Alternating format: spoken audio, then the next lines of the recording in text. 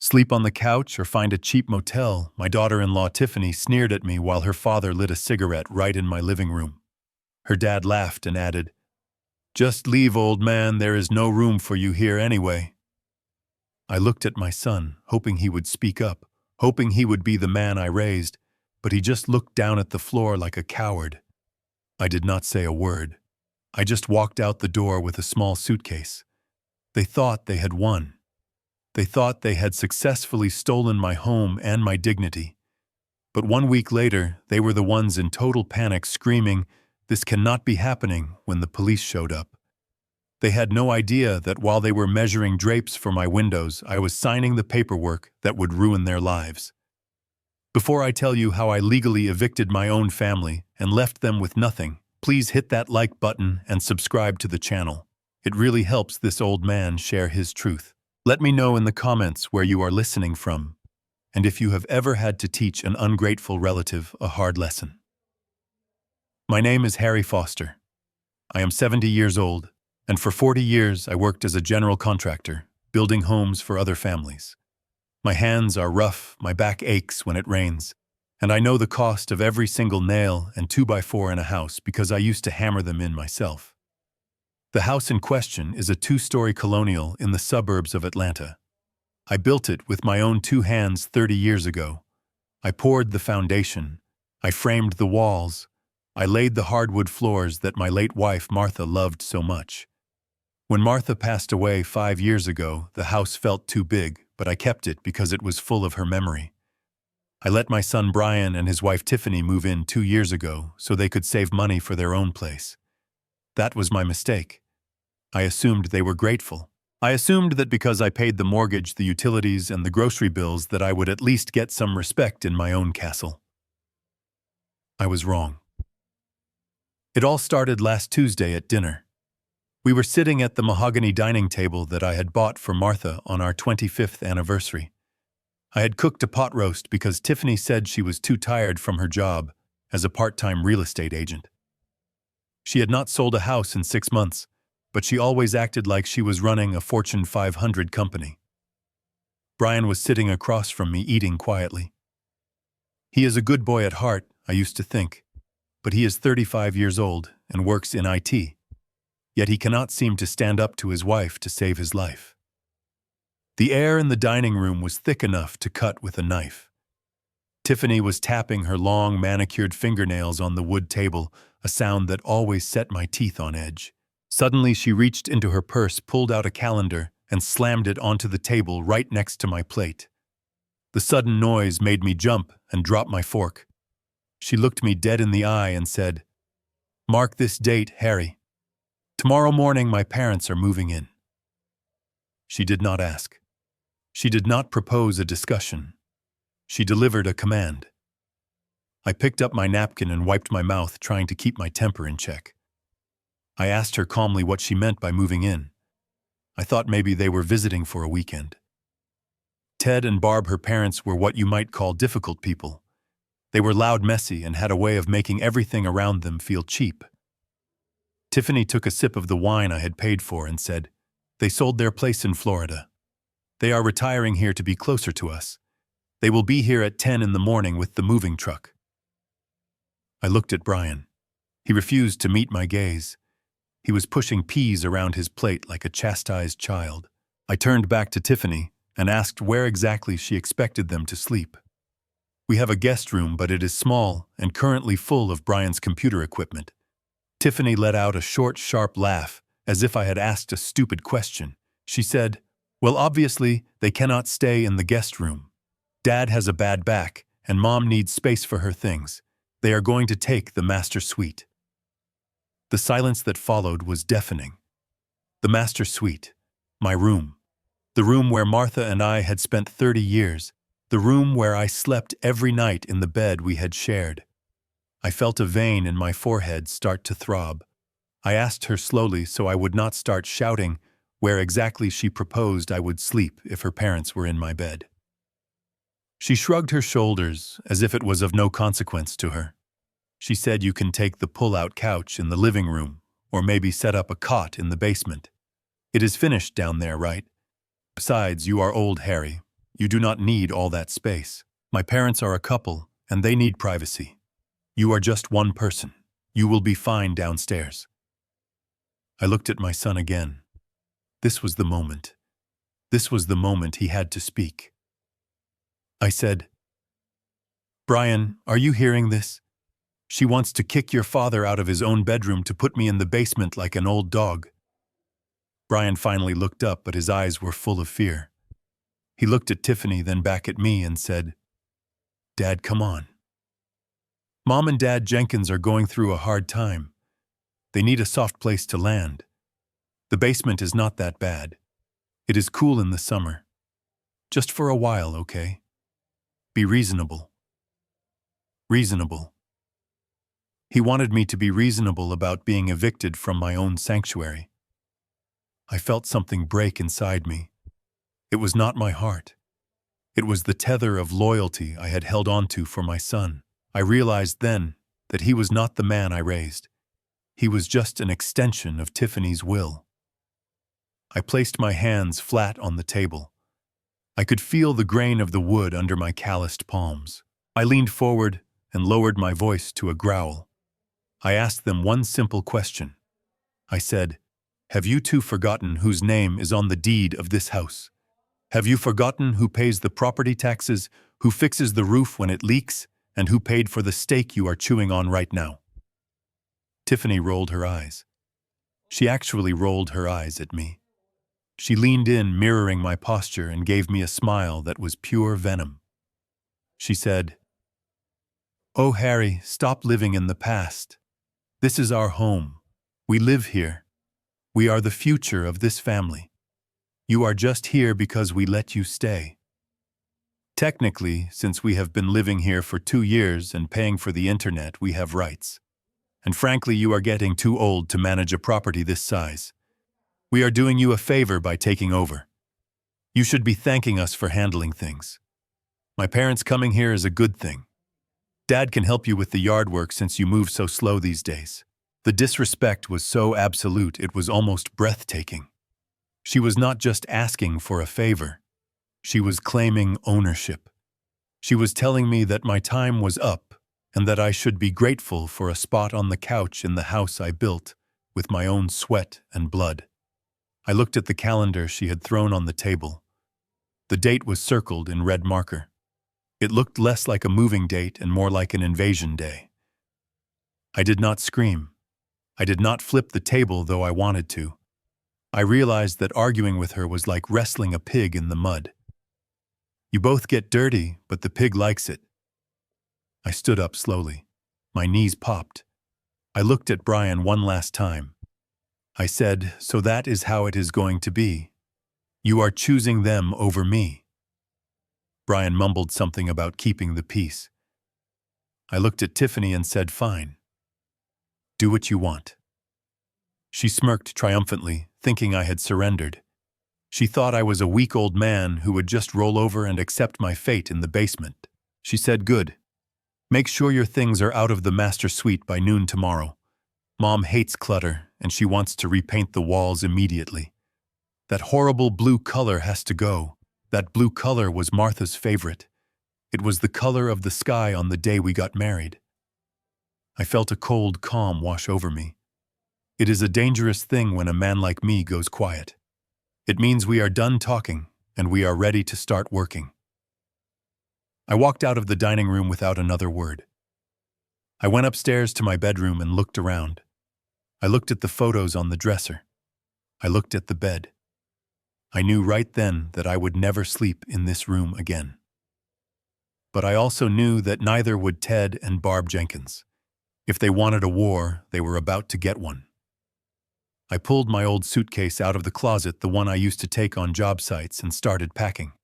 Not my clothes, but my documents. The deed, the trust papers, the insurance policies. I packed the things that actually mattered. Let them have the room for a night. They had no idea that the ground beneath their feet was about to disappear. I did not sleep a wink that night. I sat in the kitchen drinking black coffee and watching the sun come up over the lawn I had mowed every Saturday for 3 decades. The grass was a lush carpet of emerald green zoysia that I fertilized and watered with the precision of a surgeon. It was the envy of the neighborhood. At exactly 8 in the morning, a sound shattered the peace of the cul-de-sac. It was the grinding screech of metal on metal followed by a backfire that sounded like a gunshot. I looked out the window and saw a rusted-out pickup truck that looked like it had survived a demolition derby rolling up my driveway.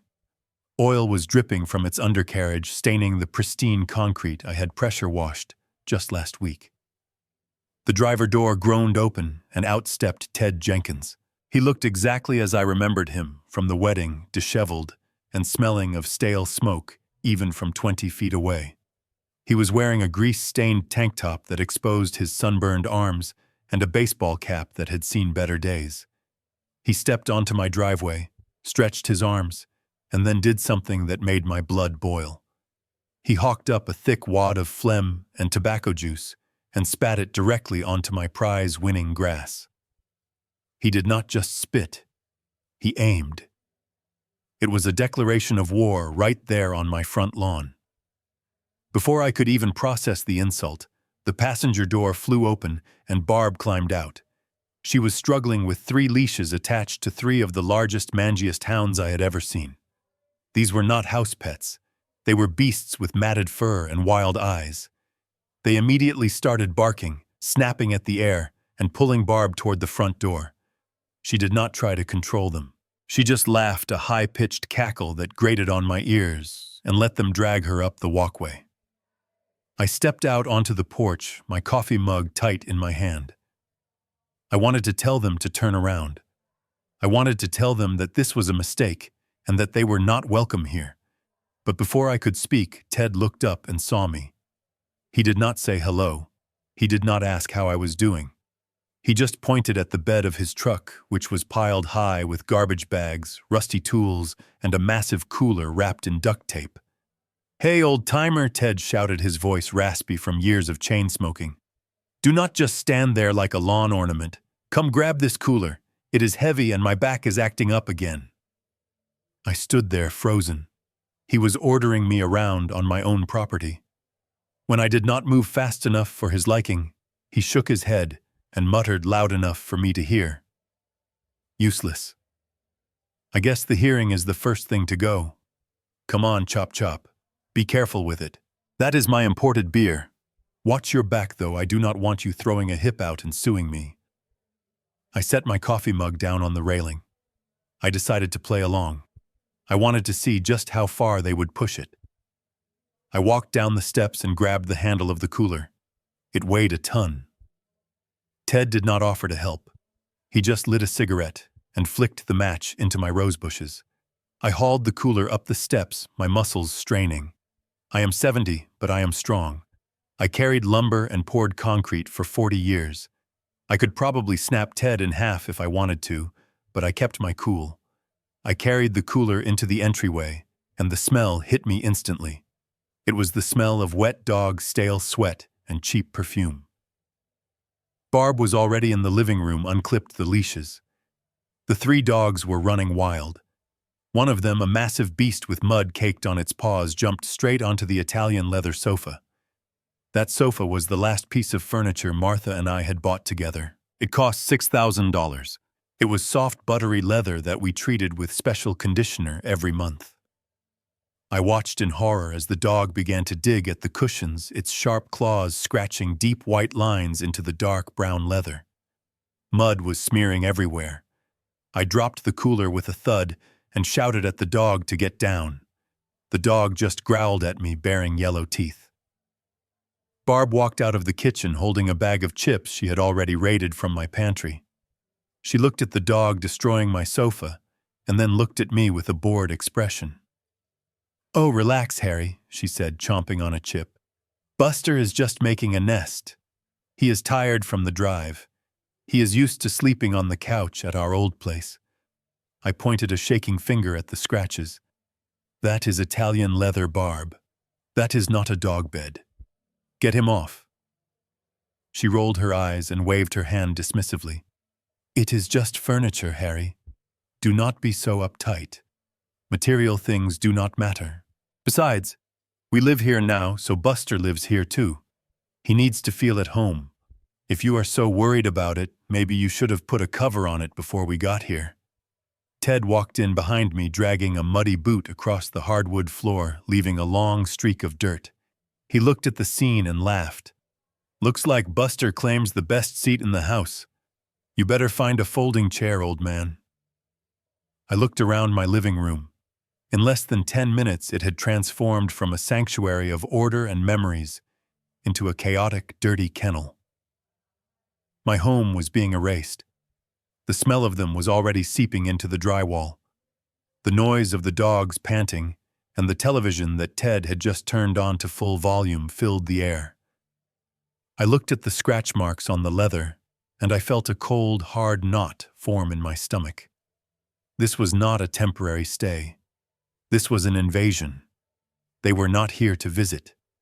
They were here to consume. I looked at Brian, who had just come down the stairs. He saw the dogs. He saw the mud.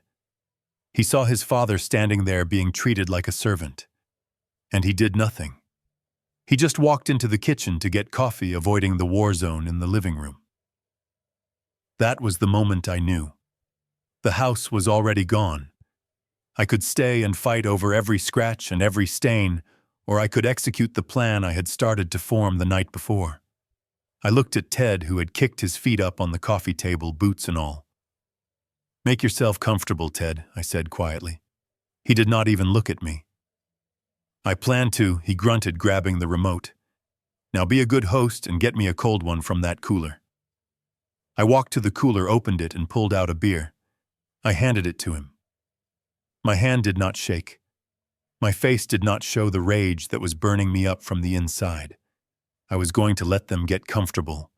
I was going to let them settle in. Because the more comfortable they got, the more painful it would be when I pulled the rug out from under them. I turned and walked toward the guest bathroom where I had stashed my packed bag. The air in the house was already unbreathable. It was time to go. I walked back into the house carrying 2 12-packs of the cheapest light beer money could buy, just like Ted had demanded. The plastic handles dug into my palms, but the physical pain was nothing compared to the sinking feeling in my gut. I had been gone for maybe 40 minutes tops. In a normal world, 40 minutes is enough time to watch a sitcom or fold a load of laundry. In the hell my house had become, 40 minutes was enough time to erase 30 years of history. As soon as I stepped into the kitchen, the smell hit me. It was not the smell of roast beef or fresh bread that usually filled the air. It was the sharp chemical sting of bleach and a cloying artificial lemon scent that made my nose burn. The room felt sterile and wrong. I set the beer down on the counter, and that is when I saw it. The counter was empty. The ceramic jars where Martha used to keep her flour and sugar were gone. The little wooden rack of spices that hung by the stove was gone. The rack where she hung her oven mitts and towels was bare. My heart started to hammer against my ribs. I looked around wildly, trying to understand what was happening. Barb was standing by the sink, scrubbing a frying pan with a steel wool pad so hard I could hear the non-stick coating being scraped off. She was humming a tune, oblivious to the fact that she was destroying my cookware. On the counter next to her was a pile of neon, green and hot pink plastic containers, the kind you buy at a dollar store. They looked like toys, not kitchenware. I took a step forward, and my boot kicked something on the floor. I looked down. It was the trash can. It was overflowing. And right there on top, sitting on a pile of wet coffee grounds and orange peels, was a piece of blue fabric with a faded sunflower pattern. My breath caught in my throat. It was Martha's apron. The one she had worn every Thanksgiving, every Christmas, and every Sunday dinner for as long as I could remember. It was stained with tomato sauce from the time we tried to make homemade pizza and burned it. It had a small tear in the pocket where she used to hide dog treats for our old golden retriever. It was not just a piece of cloth. It was her skin. It was her smell. It was her. I felt a roar build up in my chest that I could not control. I dropped the beer. The boxes hit the floor with a heavy thud, and one of the cans burst, sending foam hissing onto the linoleum. I did not care. I lunged toward the trash can and grabbed the apron, my hands shaking uncontrollably. "Who gave you the right?" I bellowed, my voice cracking with rage. "Who gave you the right to touch her things?" Barb jumped and dropped the frying pan into the sink with a clang. She spun around, her eyes wide but not with fear. She looked annoyed. She wiped her wet hands on her oversized t-shirt and put her hands on her hips. "Good Lord, Harry," she snapped. "You nearly gave me a heart attack screaming like a banshee. What is your problem now?" I held up the apron. It was wet with coffee and smelled like garbage. I shoved it toward her face, not touching her, but close enough that she had to lean back. "This," I shouted. "This is my wife's apron. Where are her spices? Where are her jars? Why is everything in the trash?" Barb let out a sigh that was full of condescension. She looked at me like I was a toddler throwing a tantrum over a broken toy. "Oh, that old rag," she said, waving a hand at the apron. "It was filthy, Harry. It was covered in grease stains and smelled like old onions. And those spices were expired. I checked the dates. Some of them were from 10 years ago. You cannot cook with that. It is unhealthy." She turned back to the counter and picked up one of the neon pink plastic shakers. "I replaced them with these. They are fresh, and they match the new placemats I bought. Look how bright they are. This kitchen was so gloomy before. It felt like a mausoleum. A mausoleum." She called the heart of my home a grave. She called the memory of my wife gloomy. I felt the blood pounding in my ears. "You had no right," I said, my voice dropping to a dangerous whisper. "You are a guest in this house. You do not throw away the host's property. You do not erase a woman who is not here to defend herself." Barb laughed. It was a cruel, dry sound. "Oh, please, Harry, get over it. She is dead. Keeping her old junk around is not going to bring her back. Honestly, it is bad luck to keep a dead woman's things in the kitchen. It brings negative energy. I am the one cooking here now. I am the mistress of this kitchen, so I will set it up how I like it. If you want to eat my food, you will let me cook in a space that does not smell like the past." I was about to lose it. I was about to grab her by her arm and march her out the front door, regardless of the consequences. But then I heard footsteps. Brian walked into the kitchen. He saw the spilled beer on the floor. He saw his mother-in-law with her hands on her hips, and he saw his father clutching a dirty apron, looking like he was about to cry. "Dad," Brian said, his voice weary. "What is going on? Why are you yelling at Mom?" I turned to my son. I held out the apron to him. I wanted him to see it. I wanted him to remember the cookies his mother baked while wearing it. I wanted him to remember how she used to wipe his face with the corner of it when he was a messy toddler. "Look at what she did, Brian," I said, my voice trembling. "She threw Mom's apron in the garbage. She threw away Mom's spices. She is throwing away everything." Brian looked at the apron. For a second, I saw a flicker of pain in his eyes. He recognized it. He knew what it meant. But then he looked at Barb. She was glaring at him, daring him to take my side.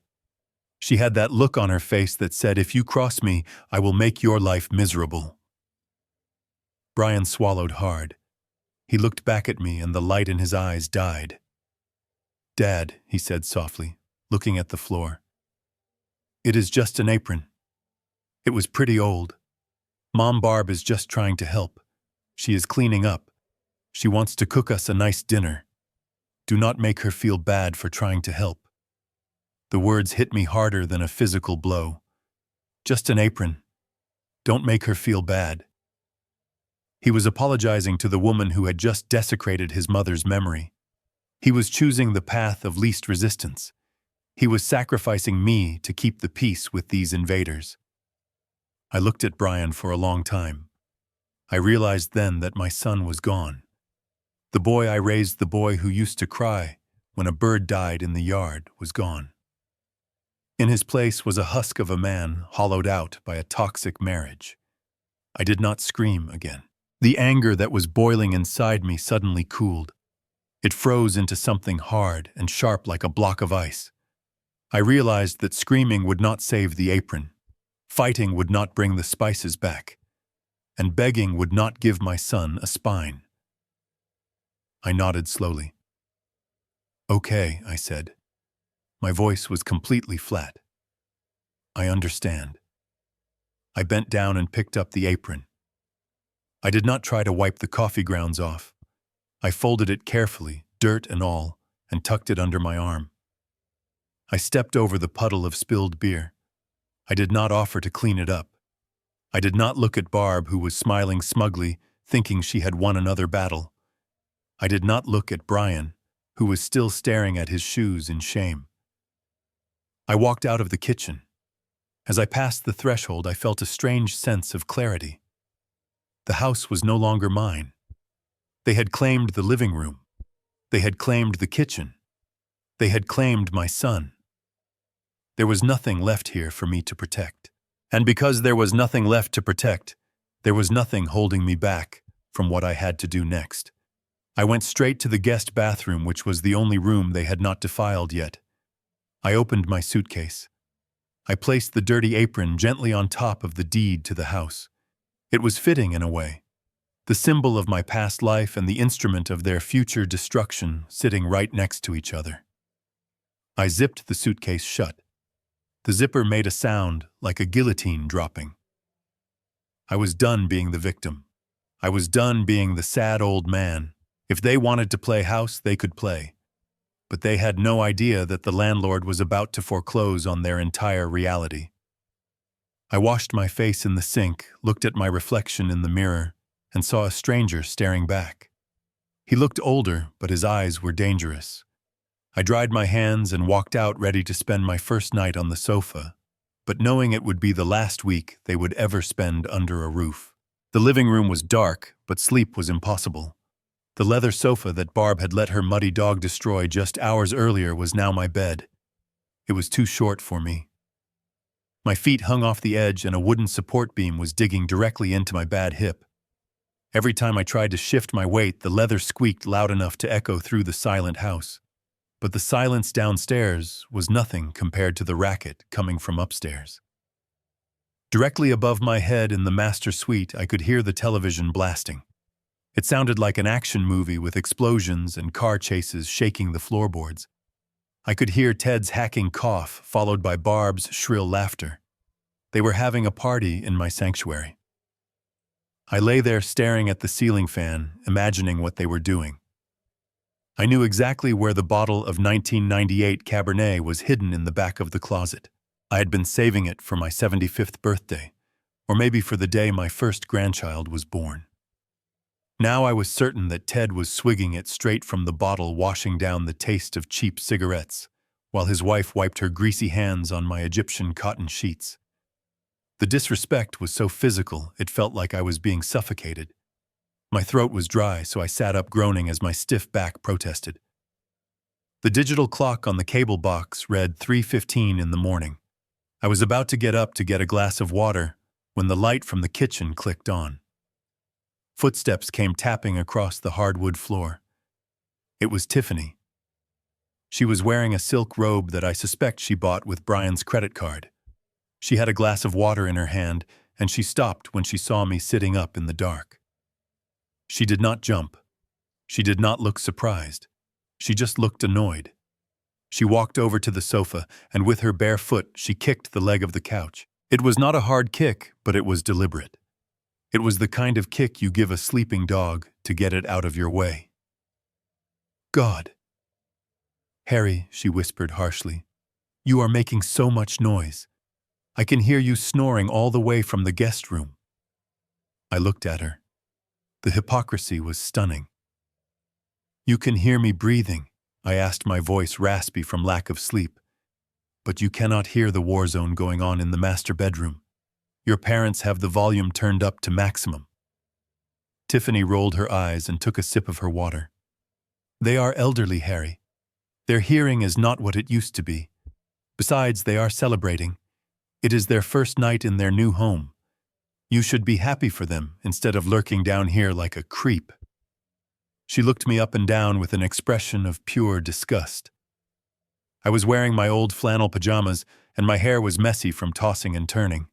She wrinkled her nose as if I smelled bad. "Honestly, Harry, this arrangement is not going to work," she said, crossing her arms. "Look at you. You look like a homeless person crashing on my couch. I have friends coming over for wine tomorrow night. I cannot have you sprawled out here looking like this. It is embarrassing. It ruins the aesthetic of the living room." I gripped the edge of the sofa cushion. Embarrassing. I was embarrassing. I built this room. I hung the drywall. I installed the recessed lighting she was standing under. "So what do you suggest, Tiffany?" I asked, trying to keep my voice steady. "Should I sleep in the garage? Or maybe the garden shed is more your speed?" "Don't be dramatic," she snapped. "I think you should go to a motel tomorrow. There is that Motel 6 out by the highway. It is cheap and clean enough. Brian said he would give you cash for the first 2 nights. After that, you can use your Social Security or whatever you old people do. Just get a room somewhere else. You are cramping our style here." She turned and walked back toward the stairs without waiting for an answer. She stopped at the bottom step and looked back over her shoulder. "And Harry, make sure you fold those blankets up before you leave in the morning. I do not want the house looking messy when I wake up." I watched her disappear into the shadows of the upstairs hallway. I sat there alone in the dark, and suddenly a memory hit me so hard I almost couldn't breathe. I remembered the day Brian and Tiffany got married. It was a lavish affair at a country club that they could not afford. I remembered sitting in my study with my checkbook. I had written a check for $50,000 to cover the venue and the catering. $50,000. That was 2 years of overtime. That was money I had saved by skipping vacations and driving a truck with no air conditioning. I remembered handing that check to Tiffany. She had cried. She had hugged me and told me I was the best father-in-law in the world. She had promised to take care of Brian and to always honor our family. I looked at the spot where she had just stood, where she had just kicked my bed and told me I was an embarrassment. The regret tasted like bile in my throat. I had paid for the wedding that bound my son to this monster. I had paid for the house she was kicking me out of. I was not just a victim, I was the financier of my own destruction. I sat there in the dark listening to Ted laughing upstairs, and I felt something inside me shift. The sadness evaporated. The hurt vanished. All that was left was a cold calculation. 2 nights at a Motel 6. That was their offer. That was the value they placed on my life and my sacrifice. $50 a night. I looked at the dark corners of the room I built. I knew every flaw in the wood, every joint in the frame. They thought I was trapped. They thought I was a helpless old man who would take the motel money and fade away. I laid back down on the hard leather. I did not sleep, but I stopped tossing and turning. I lay perfectly still, planning my morning. I would take their offer. I would go to the hotel. But not the Motel 6. I was going to the Marriott, and I was going to make a phone call that would turn their celebration into a funeral for their lifestyle. I closed my eyes, and for the first time all night I smiled. Let them laugh. Let them drink my wine. It was the last happy night they would ever have in this house. I woke up before the sun was even fully up, my neck stiff and my back screaming in protest from the cramped sofa. The house was quiet for once, but the air still felt heavy with the presence of intruders. I needed fresh air, so I decided to do what I had done every Tuesday morning for 30 years. I took out the trash. It was a small act of normalcy in a world that had gone completely sideways. I walked out to the curb, dragging the heavy plastic bin. The lid was slightly open, and I saw a black garbage bag that was not tied properly. It had split open, spilling its contents into the bottom of the bin. I reached down to push the trash back in, and that is when I saw it. A crumpled piece of paper stained with coffee grounds, but the red ink stamped across the top was unmistakable. It said, "Final notice" in bold, aggressive letters. My contractor instincts kicked in. You do not see a notice like that unless something is very wrong. I pulled the paper out, wiping off a piece of old lettuce. It was an eviction notice from a property management company in Florida. It was addressed to Theodore and Barbara Jenkins. I scanned the document, my eyes widening with every line. They had not sold their house to retire. They had been kicked out, evicted for 6 months of unpaid rent and significant property damage. I dug deeper into the bag. I found another letter. This one was from a collection agency demanding payment for $20,000 in credit card debt, and another one from an auto loan company threatening to repossess that rusted truck sitting in my driveway. The picture was becoming crystal clear. They were not wealthy retirees downsizing. They were financial refugees running from a tidal wave of debt, and they had chosen my home as their sanctuary. Just then I heard a noise from the garage. I froze. The garage door was open a crack, and I could hear the murmur of a voice. It was Ted. I crept closer, moving silently in my socks on the concrete driveway. I pressed my ear against the cool metal of the garage door. "Yeah." I know," Ted's voice rasped. "Listen, Jimmy, you have got to get those guys off my back. I found a gold mine here. I am telling you, this setup is sweet." There was a pause as he listened to the person on the other end. Then he laughed, that dry, hacking laugh. No, the old man is not a problem. He is a pushover. I have got him sleeping on the couch right now. We are going to push him out completely in a week or two. He is soft. And my son-in-law Brian, he is dumber than a bag of hammers. He thinks we are doing him a favor by being here. I am telling you, I am dug in like a tick. I am not going anywhere. We are going to live here rent-free until the day I die. I stepped back from the door, my heart pounding in my chest, not from fear, but from a cold, hard realization. This was not just a rude visit. This was a hostile takeover. They had targeted my son because he was weak, and they had targeted me because they thought I was old and helpless. They planned to bleed us dry. They were parasites, and they had attached themselves to the life I had built. I looked down at the eviction notice in my hand.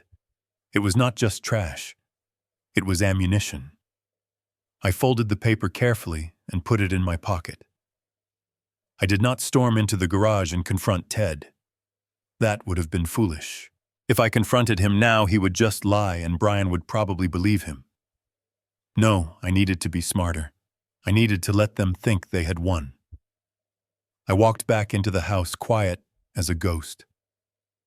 I looked at my reflection in the hallway mirror. The tired old man from last night was gone. In his place was a man who was about to bring the entire house down on top of the people who stole it. I went to the kitchen and made a pot of coffee. When Ted walked in 10 minutes later, smelling of smoke and looking smug, I poured him a cup. "Here you go, Ted," I said with a smile. "Enjoy it while it is hot." He grunted and took the cup, never suspecting that the man serving him was already planning his demise. I waited until the afternoon to make my move. Tiffany and Barb had gone out to spend money they did not have on curtains for a house they did not own, and Ted was passed out on my leather sofa, snoring loud enough to rattle the windows. I found Brian in the garage pretending to organize his tools. I knew he was just hiding. It was the only place in the house where the air did not smell like smoke and cheap perfume. I walked in and closed the door behind me. The click of the latch made him jump. He looked at me with eyes that were red-rimmed and tired. He looked 10 years older than he had just a week ago. Brian put down the wrench he was holding and sighed. "Dad, if this is about the apron, I am sorry. Mom. Barb is just... she is particular. I will buy you a new one, okay? Just please do not start a fight." I shook my head slowly. "This is not about the apron, Brian. This is not about the room. This is about your life. I reached into my pocket and pulled out the folded eviction notice and the collection letters I had retrieved from the trash. I smoothed them out on the workbench right next to his socket set. The red ink of the final notice seemed to glow under the fluorescent lights. "Read this," I said. My voice was not angry. It was pleading. It was the voice of a father trying to pull his son back from the edge of a cliff. Brian looked at the papers. He did not want to read them. I could see him physically recoil. But he could not ignore the bold letters. He leaned in, squinting. I watched his eyes scan the lines. I watched his face go pale as he read the words, eviction and debt and property damage. I waited for the spark of anger. I waited for him to look up and say, "God, they lied to us." I waited for him to grab his keys and kick them out. But that moment never came. Instead, his face turned a splotchy red. He snatched the papers off the bench and crumpled them in his fist. He turned to me, his eyes blazing, not with anger at the liars, but with anger at the truth-teller. "You went through their trash," he hissed. "You are spying on them." I was stunned. I took a step back. "Brian, that is not the point. Look at the dates. They were kicked out of Florida last week. They did not sell their house to retire. They are destitute. They are here because they have nowhere else to go. They are looking for a host, Brian, and you are the host. They are parasites. If you do not stop this now, they will drain your bank account and destroy this marriage." Brian threw the crumpled ball of paper at my chest. It bounced off harmlessly, but the gesture cut me deep. "Stop it, Dad," he shouted. "Just stop it. You have always been like this. You always think the worst of people. So what if they have money problems? They are family. Tiffany loves them. What do you want me to do? Throw them on the street? They are old. They are struggling. They are liars," I said, keeping my voice steady. "And they are using you. Tiffany knows. She has to know. She is dragging you down with them." Brian slammed his hand on the workbench. The tools rattled. "Do not talk about my wife like that. You are just jealous because we are happy. You are jealous because I have a family and you are alone. You are just a bitter old man who cannot stand to see people enjoying themselves in his precious house." The words hung in the air, heavy and toxic. Jealous, bitter, alone. This was the boy I taught to ride a bike. This was the boy I sat up with when he had the flu. He was looking at me with pure hatred. "I am trying to save you," I whispered. "I do not need saving," Brian spat back. "I need you to back off. God, you are unbearable. No wonder Tiffany wants you out. You are suffocating us. You judge everything we do. You count every penny. You walk around here like you are the king, and we are just your subjects. Well, I am sick of it." He took a breath, his chest heaving. He pointed a shaking finger at the door. "If you cannot accept them, if you cannot be supportive, then maybe you should leave. Maybe Tiffany was right. Maybe you should go to that hotel or go anywhere. Just get out of my face." I looked at him. I really looked at him. I searched for the son I loved, but he was buried under layers of weakness and denial. He had made his choice. He had chosen the lie because it was easier than the truth. He had chosen the wife who manipulated him over the father who would die for him. Something inside me snapped shut. It was the final lock on the door to my heart. I felt a strange sense of peace wash over me. I had done my duty. I had tried. I had given him every chance to be a man. Now he would have to live with the consequences of being a child. I nodded slowly. I did not raise my voice. I did not cry. I just fixed my collar and stood up straight. "Okay, Brian," I said. "You want me to go, I will go. But remember this moment. Remember that I tried to warn you. And remember that you were the one who told me to leave." I turned around and walked to the door. "Go on," Brian shouted after me, his voice cracking. "Run away. Take your money and your judgment and go. We will be fine without you. We will be better without you. I opened the door and stepped out into the sunlight. The air smelled of cut grass and impending rain. I did not look back. I walked straight into the house, past the sleeping form of Ted, past the muddy paw prints on the floor, and went to the guest bathroom. I picked up my suitcase. It felt light in my hand. I walked out the front door and down the driveway. I tossed the suitcase into the passenger seat of my old pickup truck. I climbed in and started the engine. As I backed out, I looked at the house one last time. It was a beautiful house. I had built it to last forever. But a house is just wood and stone. A home is made of respect and love. And there was no respect left in that zip code. I put the truck in drive and pulled away. As I drove down the street, I did not feel sad. I felt liberated. The anchor was cut. I reached for my phone and dialed the number for Mr. Cohen, my attorney. "Hello, Harry," Mr. Cohen answered. "It is time I said. Sell it. Sell it all. And Cohen, make sure the closing date is as soon as possible. I want this done by next week." I hung up the phone and merged onto the highway. Brian wanted me to leave. He wanted to be the man of the house. Well, he was about to find out exactly what it costs to be the man when the safety net is gone. I checked into the Marriott an hour later. The bed was soft. The room was quiet. And for the first time in a week, I slept like a baby. The final test was over. Brian had failed. Now it was time for the lesson. I walked back into the house with a strange sense of detachment.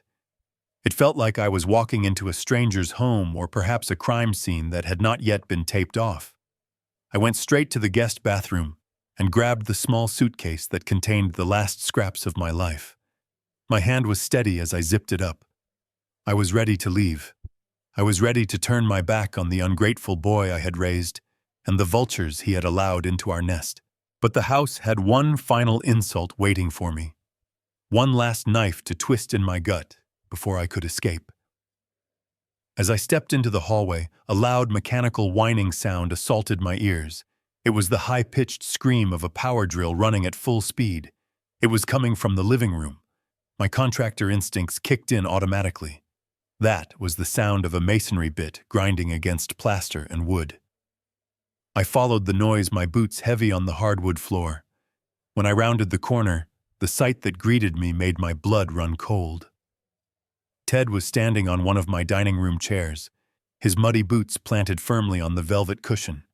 He was holding a heavy-duty drill, pressing it with all his might against the main wall above the fireplace. On the floor next to him sat a taxidermy deer head. It was a grotesque thing, with moth-eaten fur and glassy plastic eyes that seemed to stare accusingly at the ceiling. But that was not what stopped my heart. What stopped my heart was where he was drilling. Hanging on that wall was a large oil painting. It was a landscape of a sunflower field under a Tuscan sun. It was not a masterpiece by some famous artist. It was painted by Martha 40 years ago on our honeymoon.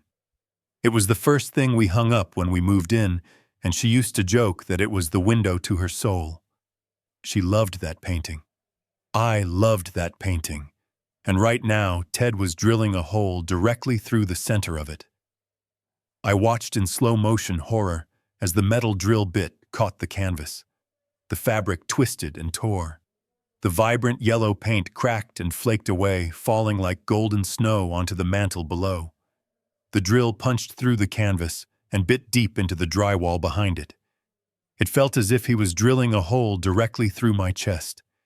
He was destroying the last physical piece of Martha left in this room. For a moment, the world went red. I wanted to rush forward and knock the ladder out from under him. I wanted to break his nose. I wanted to make him feel the pain he was inflicting on my memories. But then I remembered the papers in my pocket. I remembered the phone call I was about to make. Physical violence would only send me to jail. I had a better weapon. I had the law. I walked over to the wall outlet, where the orange extension cord was plugged in. I did not run. I did not scream. I just moved with the silent efficiency of a man who is done playing games. I reached down, grabbed the thick rubber plug, and yanked it out of the socket. The whining scream of the drill died instantly. The silence that rushed back into the room was heavy and sudden. Ted nearly lost his balance. He wobbled on the chair, the drill slipping from the hole he had just gouged. He looked down at me, confusion written all over his sweaty face. Then the confusion turned to anger. "Hey, what the hell is your problem, old man?" he shouted, waving the silent drill at me. I was almost through the stud. "Plug that back in. I need to hang this trophy up before the game starts." I looked at the painting. There was a jagged hole right in the middle of the sun. It was ruined. It could never be fixed. Just like my relationship with my son. Just like this house. I looked up at Ted. I did not shout. I did not lecture him about respect or property. My voice was soft, barely a whisper, but it carried more weight than a scream. "Go ahead," I said. Ted blinked. "What?" I pointed at the ruined painting. I pointed at the walls. I pointed at the entire house. "Go ahead," I repeated. "Drill another hole. Drill 100 holes. Tear the drywall down. Smash the windows. Do whatever you want." Ted laughed nervously. He climbed down from the chair, wiping drywall dust onto his pants. "Now you are talking sense, Harry. Finally realizing who the alpha male is around here. Do not worry. The deerhead will class this joint up." I did not answer. I just turned my back on him. I picked up my suitcase and walked toward the front door. The house was dead to me now. It was just a pile of lumber and sheetrock that held bad memories. As I reached for the doorknob, Tiffany came walking out of the kitchen. She had a glass of wine in her hand and a smug smile on her face. She saw the suitcase. She saw that I was actually leaving. For a second, she looked surprised, but then her expression hardened into that familiar look of disdain. "So you are finally going," she said, leaning against the wall. "Good. It is about time you gave us some space. And do not think you can come crawling back here in 2 days when you run out of money." She took a sip of wine and called out to my back as I opened the door. "And Harry, do not expect us to pay for your hotel. You are a grown man. Figure it out. We have bills to pay now that we are taking care of the house. So do not come begging to Brian for cash. The Bank of Tiffany is closed." I stopped on the threshold. The afternoon sun hit my face. I took a deep breath of fresh air. It tasted like freedom. I did not turn around to look at her. I did not tell her that the Bank of Tiffany was about to be foreclosed on. I did not tell her that the bills she was worried about were nothing compared to the eviction notice that was coming her way. I just stepped out onto the porch and pulled the door shut behind me. The latch clicked. It was the sound of a chapter ending. I walked to my truck, threw my suitcase in the back, and drove away without looking in the rearview mirror. They wanted the house. They could have it. For exactly 1 more week. And then they would learn that you never bite the hand that built the roof over your head. The room service attendant poured the Pinot Noir into a crystal glass and placed a medium-rare ribeye steak on the white linen tablecloth. I sat in the armchair of the presidential suite at the Marriott, looking out over the city lights. The air conditioning was humming quietly, a stark contrast to the chaotic noise of the television and barking dogs I had left behind. I took a sip of the wine. It was smooth and expensive. Tiffany had told me to go to a Motel 6. She had told me to save money. I looked at the steak and chuckled. I was spending my son's inheritance 1 bite at a time, and I had never tasted a meal so satisfying. There was a knock at the door. I wiped my mouth with a cloth napkin and stood up to answer it. It was David Cohen, my lawyer of 20 years. David was a short man with sharp eyes and a suit that cost more than Ted's truck. He looked at me, then looked at the luxury suite and raised an eyebrow. "You are living large, Harry," he said, stepping inside and placing his briefcase on the desk. "When you said you left the house, I thought you meant you were crashing with a friend. This looks like a vacation." "It is not a vacation, David," I said, closing the door. "It is a war room. Sit down. We have business to discuss." David sat and opened his briefcase. He pulled out the file marked with my name. He looked concerned. "Harry, if this is about the dispute with Brian, we can file a restraining order against his in-laws. We can get an eviction notice for them. It might take 30 days, but we can get them out. You do not have to stay in a hotel." I walked over to the window and looked down at the traffic. 30 days is too long, David. I do not want to evict them. I do not want to argue with them. I want to cut the cancer out entirely. I turned back to him. "Open the deed file. Tell me exactly how the house is titled." David flipped through a few pages, though I knew he remembered the details as well as I did. He adjusted his glasses. "The property is held in the Harold Foster Living Trust. You are the sole trustee. Brian is listed as the successor beneficiary, but that only triggers upon your death or incapacitation. As of right now, you have 100% control over the asset. Brian has no legal claim to the property whatsoever." I nodded. That is exactly what I needed to hear. They think because they live there and because Brian pays the internet bill that they own the place. They think I am just a guest in their future mansion. I walked over to the desk and leaned in close. "I want you to sell it, David." David blinked. "Sell the house." "But Harry, you built that house. It is your legacy. Where will you live?" I waved my hand, dismissing his concern. "I will buy a condo on the beach. I will travel. I do not care. But I want that house sold, and I want it sold today." David hesitated. "Harry, the market is good, but a sale takes time. You have to list it, stage it, do open houses. If people are living there, especially people like the ones you described, it is going to be a nightmare to show the property. No buyer wants to walk into a house with aggressive dogs and hostile tenants." I shook my head. "You are not listening, David. I am not looking for a family who wants a starter home. I am not looking for top dollar. I want you to find a developer. I want you to find one of those companies that buys houses for cash. The kind of company that knocks perfectly good houses down to build luxury apartments. The kind of company that has a legal team that eats people like Ted Jenkins for breakfast." David's eyes widened. He started to understand. "You want to sell it as is?" "Exactly," I said. "I want to sell it occupied. I want a cash offer with a 48-hour closing window. I am willing to take 20% below market value if they can close by Friday. But there is one condition. The buyer takes possession immediately and they handle the eviction. I want my name off the deed before Brian even knows what hit him." David sat back in his chair and let out a low whistle. "That is the nuclear option, Harry. If you do that, the new owners will send in security. They will lock the doors. Brian and his wife will be on the street." I looked at the wine glass on the table. I thought about the apron in the trash. I thought about the drill going through Martha's painting. I thought about my son telling me to leave because I was suffocating him. "He told me to leave David," I said, my voice hard. "He chose them. Now he can live with them, somewhere else." David nodded slowly. He pulled out his phone.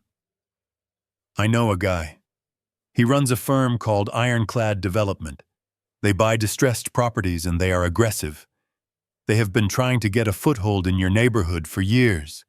If I tell them the price and the location, they will bite." "Make the call," I said. David dialed the number and put it on speaker. I listened as he pitched the deal. I heard the excitement in the other man's voice when he heard the address and the price. The fact that there were squatters inside did not scare him. In fact, he sounded like he enjoyed that part of the business. "We can have the wire transfer ready in 24 hours, the voice on the phone said. But we need a signed contract tonight, and we need to know if there are any leases in place."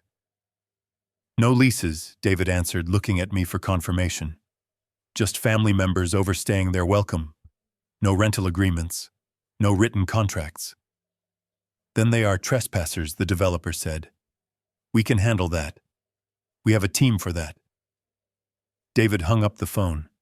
He looked at me. "They are sending the contract over by email. We can sign it digitally." "Harry, once you sign this, there is no going back. The house is gone."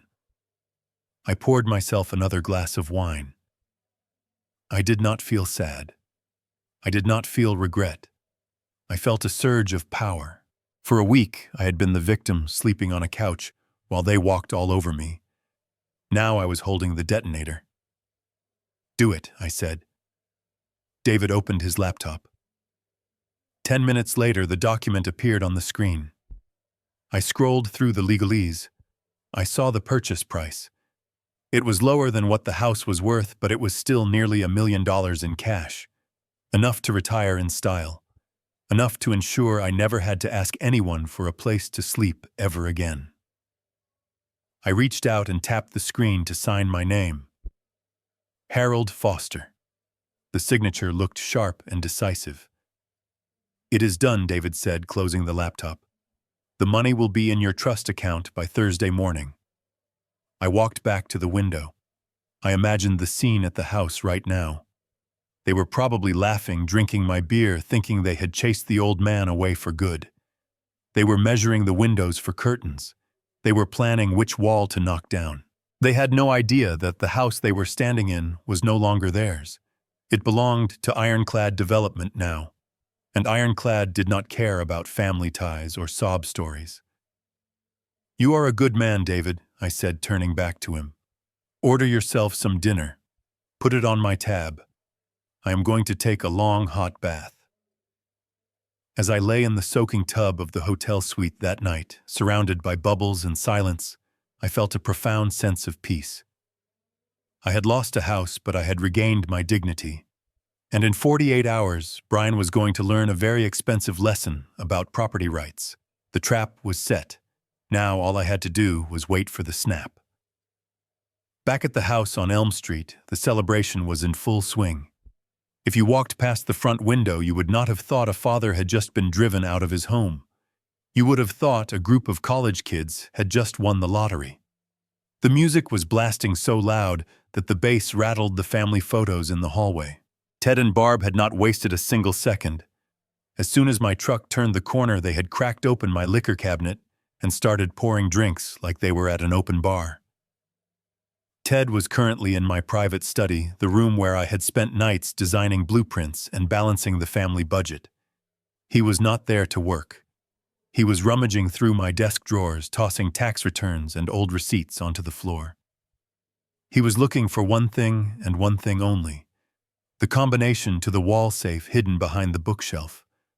I could imagine him sweating and cursing as he spun the dial back and forth, trying birthdays and anniversaries. He probably thought I had stacks of cash or gold bars hidden in there. He did not know that the safe was empty. I had cleared it out days ago. But the greed in his eyes as he kicked my oak desk in frustration was real. He felt entitled to whatever I had left behind. In the living room, the scene was even more grotesque. Barb came walking down the stairs, and when I heard about this later, it made my stomach turn. She was wearing Martha's vintage silk kimono, the one my wife had bought in San Francisco 30 years ago. It was a delicate piece hand-painted with cherry blossoms. Barb had stretched it over her frame, treating it like a common bathrobe. She held a glass of my best scotch in one hand and a cigarette in the other, dropping ash onto the hardwood floor as she sashayed around the room like she owned the place. "Look at this, Tiffany," she shouted over the music, doing a clumsy twirl. "Your mother-in-law had good taste even if she was a stiff. This silk feels amazing. I think I'm going to keep it. It fits me better anyway."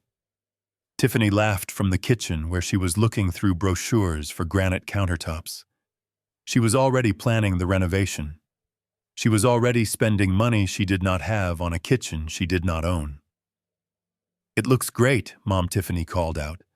"Wear whatever you want." Harry left it all. He obviously does not care about it, so finders keepers. Sitting on the ruined leather sofa amidst this carnival of greed was Brian. He was the only one not celebrating. He was holding a beer, but he had not taken a sip. He was staring at the empty recliner where I used to sit every evening to read the newspaper. For a moment, just a fleeting moment, the reality of what he had done crashed down on him. He had kicked his father out. He had exiled the man who taught him how to throw a baseball and how to shave. He looked up at Tiffany, his eyes swimming with guilt. "Tiff, do you think he is okay? I mean, he did not take much with him. Maybe I should call him. Maybe we were too harsh." Tiffany slammed the brochure down on the counter. She marched into the living room and loomed over him. "Do not you dare, Brian. Do not you dare call him. He is fine. He is a grown man with a bank account full of money that he refuses to share with us. He was holding us back. Look around you. My parents are happy. We are finally free. Do not ruin this vibe with your guilt."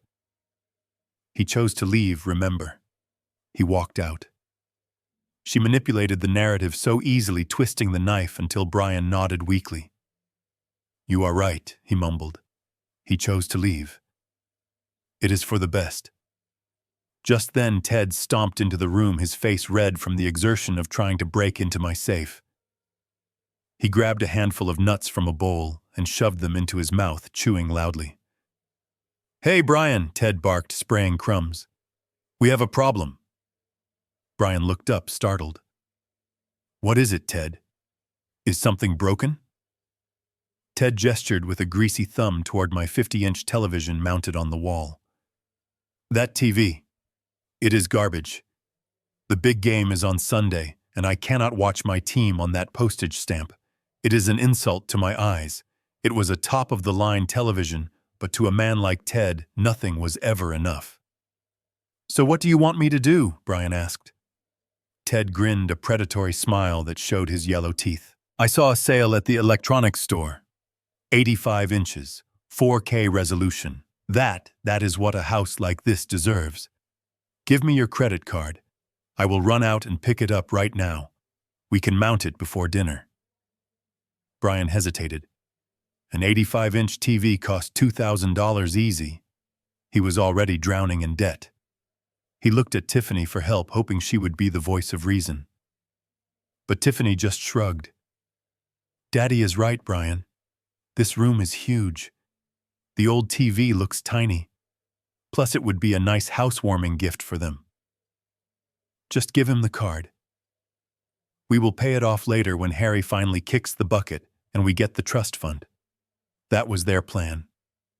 Wait for me to die. Spend my money before I was even in the ground. Brian sighed, a sound of total defeat. He reached into his wallet and pulled out his platinum credit card. The handoff was slow, painful. He knew he was being used, but he was too weak to stop it. "Here," he said, handing the plastic to Ted. "Just try not to spend too much on accessories, okay?" Ted snatched the card, his eyes lighting up like a child on Christmas. "You are a good man, Brian. A real provider. Finally, we are going to live like kings." Ted grabbed his keys and headed for the door, whistling a happy tune. Barb poured herself another drink, spilling scotch on the silk kimono. Tiffany went back to picking out countertops. And Brian sat there alone in a room full of people, drowning in the noise of a celebration that was being funded by his own destruction. They were toasting to a victory that was actually a trap. They were drinking to a future that had already been sold to the highest bidder. And the clock on the wall ticked loudly, counting down the hours until their world would come crashing down. The lobby of the Marriott was quiet and smelled faintly of lavender and expensive floor polish. It was a stark contrast to the chaos I had left behind at the house, where the air now smelled of stale beer and wet dog. I sat at a small glass table in the corner, away from the prying eyes of the other guests. Across from me sat a man who introduced himself only as Mr. Sterling. He did not look like the kind of man who built homes with his hands. He looked like the kind of man who dissected them for profit. He wore a charcoal suit that was tailored to within an inch of its life and a watch that probably cost more than my first pickup truck. He was the representative from Ironclad Development, the firm my lawyer David had contacted just yesterday. On the table between us lay a stack of crisp white documents. They were thick, heavy papers held together by a metal clip. To anyone else, it was just a contract. To me, it was the physical representation of 40 years of sweat, labor, and love. It was the deed to the house at 402 Oak Street, the house where I carried Martha over the threshold, the house where I taught Brian how to walk, the house that was currently being infested by a swarm of ungrateful locusts. Mr. Sterling took a sip of his sparkling water and looked at me with eyes that were as cold and gray as a winter sky. He tapped his finger on the purchase price listed on the first page. $900,000, he said, his voice smooth and devoid of emotion. That is our final offer, Mr. Foster. I know the appraisal came in at $1.2 million last year, but you have to understand the risk we are taking.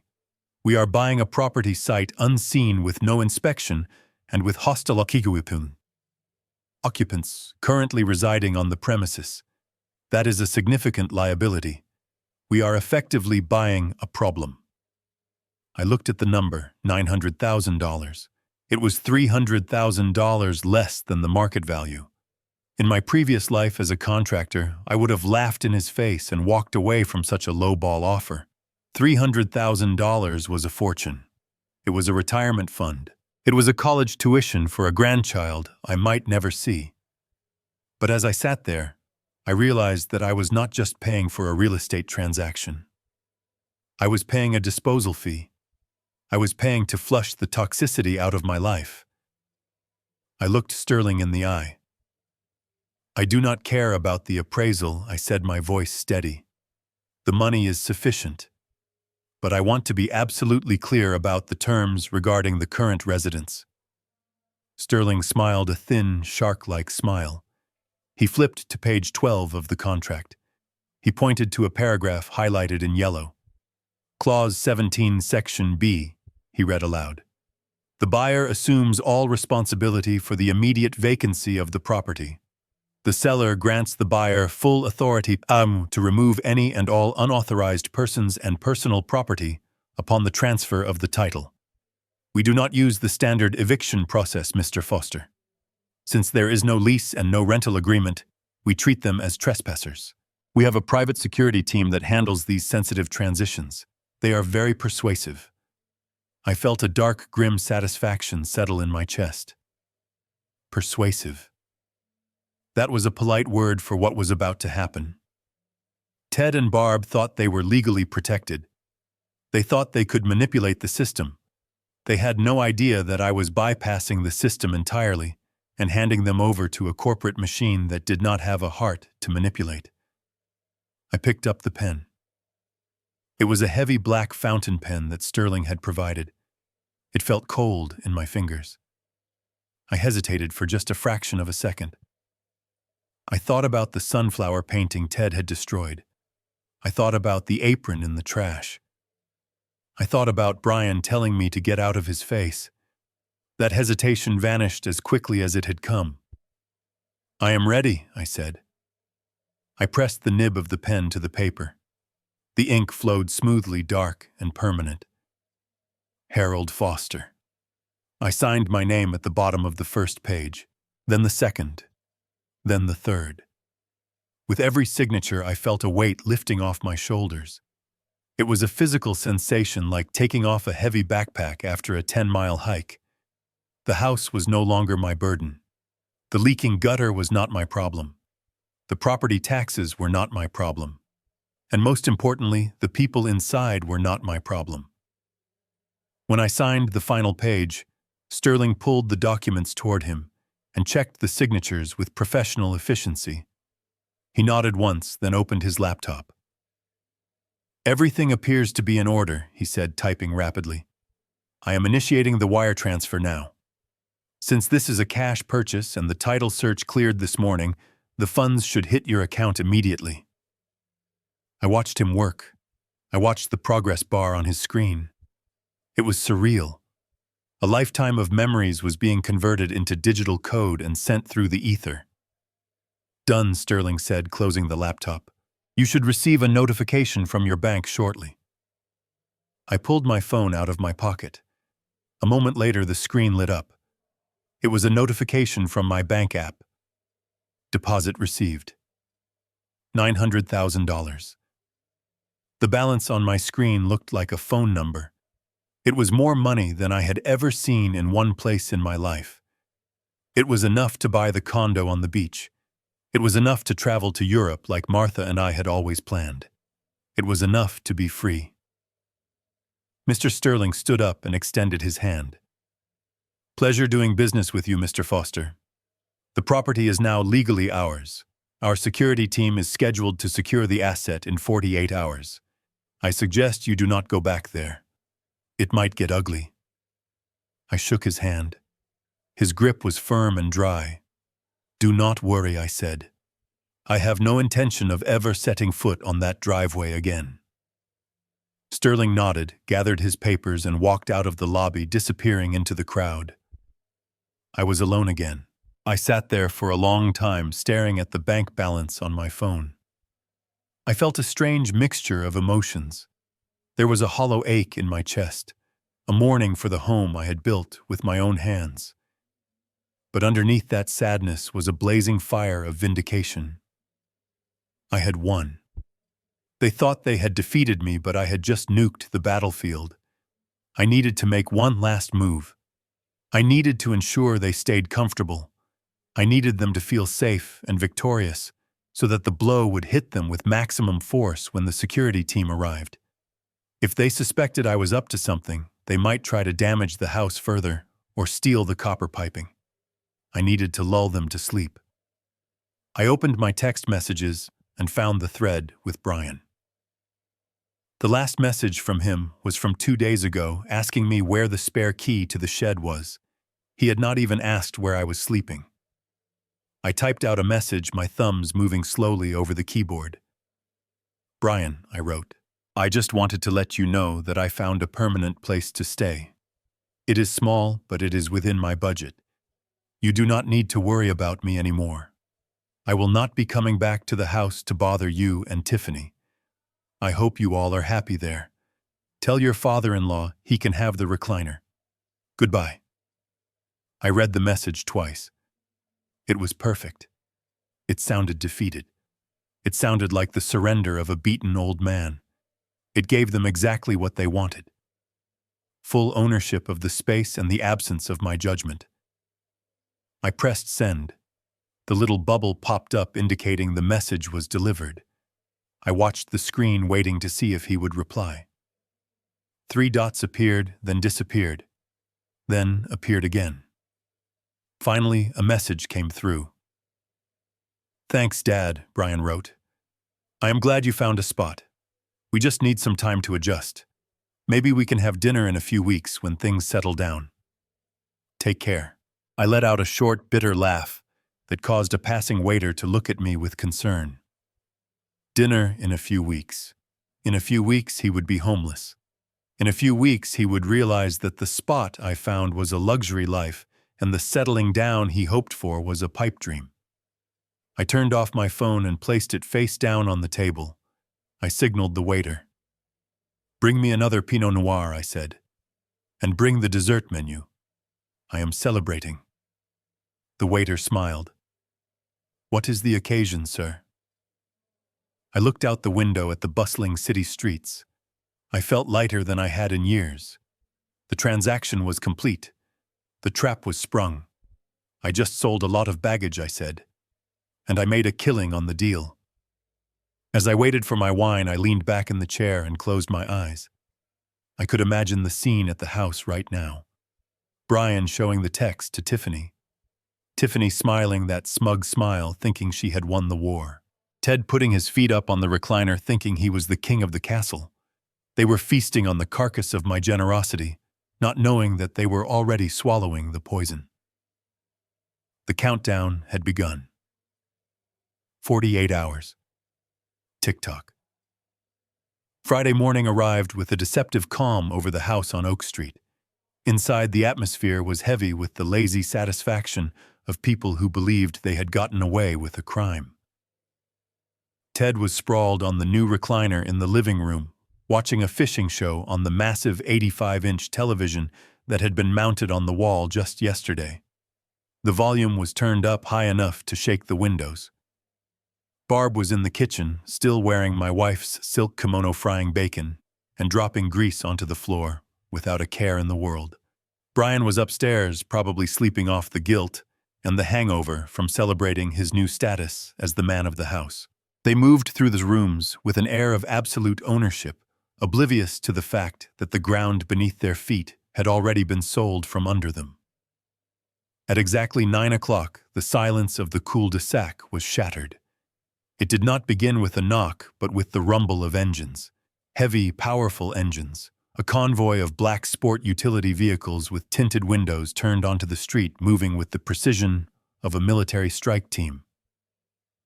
Behind them was a large box truck bearing the logo of a construction company, but it was not there to deliver furniture. It was there to haul away debris.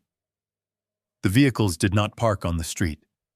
They pulled directly into the driveway, blocking Ted's rusted pickup truck and Brian's sedan. The tires crunched loudly on the concrete, and the aggressive stance of the convoy made the neighbors step out onto their porches to watch. Inside the house, the noise finally penetrated the bubble of arrogance. Ted muted the television and frowned.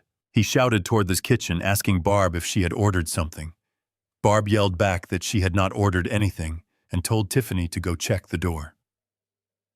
Tiffany groaned. She was still in her silk nightgown, holding a mug of coffee and looking every bit the queen of a castle she did not own. She walked to the front door, annoyed that her morning routine was being interrupted. She expected a delivery driver or maybe a solicitor she could yell at. She reached for the handle and yanked the door open, preparing to unleash her sharp tongue on whoever dared to disturb her peace. Standing on the porch was a wall of human granite. 5 men dressed in black tactical uniforms with the words "Asset Protection" embroidered on their chests stood in a semicircle. They were not police officers, but they carried themselves with an authority that was even more terrifying because it was private and paid for. In front of them stood a man in a sharp gray suit holding a clipboard. He looked at Tiffany with eyes that held zero sympathy. He did not smile. He did not apologize for the intrusion. He looked at his watch and then looked at her. "Good morning," the man in the suit said. His voice was calm, but it projected loud enough for the neighbors to hear. "I am the lead counsel for Ironclad Development. This property is now under our management." Tiffany blinked. She looked at the security guards, then back at the man in the suit. She let out a scoff of disbelief and took a sip of her coffee, trying to regain her composure. She leaned against the door frame, looking them up and down with a sneer. "I think you have the wrong house," she said, her voice dripping with condensation. "We did not hire any security, and we certainly did not hire a construction crew. You are blocking our driveway. Move those trucks immediately, or I will call the police." The man in the suit did not move. He did not even blink. He took a step forward, invading her personal space just enough to make her uncomfortable. "There is no mistake, ma'am," he said. "We are the new owners of this property. We acquired the title 72 hours ago. We are here to secure the asset. You and the other unauthorized occupants inside have exactly 60 minutes to vacate the premises." Tiffany stared at him. Her brain could not process the words. Owners. Vacate. Unauthorized. It sounded like a foreign language. She started to laugh, but it was a high-pitched, nervous sound. "You are crazy," she said, stepping back and trying to close the door. "This is my father-in-law's house, Harry Foster. He lives here. Well, he used to live here, but now we live here. You are trying to scam us. Get off my porch before I have my husband come down here and kick your ass." One of the large security guards stepped forward and placed a heavy boot in the doorway, preventing it from closing. Tiffany gasped and stumbled back, spilling hot coffee on her bare feet. She screamed in pain and anger. "This is assault!" she shrieked. "Brian! Ted! Get out here! There are maniacs at the door!" The man in the suit remained perfectly still. He reached into his briefcase and pulled out a photocopy of a document. He held it up directly in front of Tiffany's face. "This is not a scam, ma'am," he said, his voice hardening. "This is a bill of sale, executed this past Tuesday, signed by the sole trustee of the property, Mr. Harold Foster." Tiffany froze. Her eyes locked onto the signature at the bottom of the page. It was unmistakable. It was the sharp, decisive handwriting of the man she had called useless, the man she had told to sleep on the couch. The date was clearly stamped next to the signature. Tuesday, the day after she had kicked him out. "No," she whispered, shaking her head. "No, that is impossible. Harry would not sell the house. He loves this house. He built this house. He just went to a hotel. He told us he was staying at a hotel." The lawyer lowered the paper but kept his gaze fixed on her. "Mr. Foster sold the property to Ironclad Development for a cash settlement. As part of the sale agreement, he transferred all rights of possession to us immediately. He also informed us that the property was being occupied by squatters with no lease agreement." Squatters. The word hung in the air like a slap in the face. Tiffany's face turned crimson. "We are family," she screamed. "We are not squatters. My husband is his son. We live here." The lawyer shrugged. "Being related to the previous owner does not give you legal standing without a deed or a lease. You have no contract. You pay no rent. In the eyes of the law and in the eyes of my client, you are trespassing on private commercial property. Now, as I said, the clock is ticking.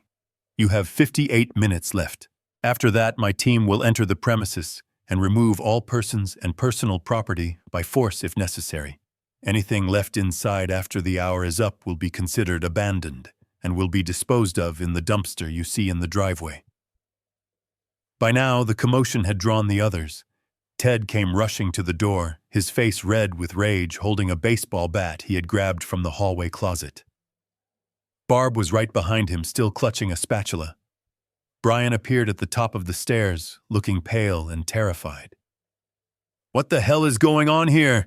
Ted bellowed, pushing Tiffany aside and waving the bat at the security guards. "Get off my property, you vultures! I know my rights. This is a castle doctrine state. I will crack your skulls if you take one more step." The security guards did not flinch. In a split second, 2 of them drew tasers and aimed them directly at Ted's chest. The red laser dots danced on his stained T-shirt. "Drop the weapon, sir," the head of security commanded. His voice was like grinding gravel. "Drop it now, or you will be incapacitated." Ted froze. He was a bully, not a warrior. He looked at the size of the men. He looked at the tasers. He looked at the lawyer, who was already dialing a number on his phone.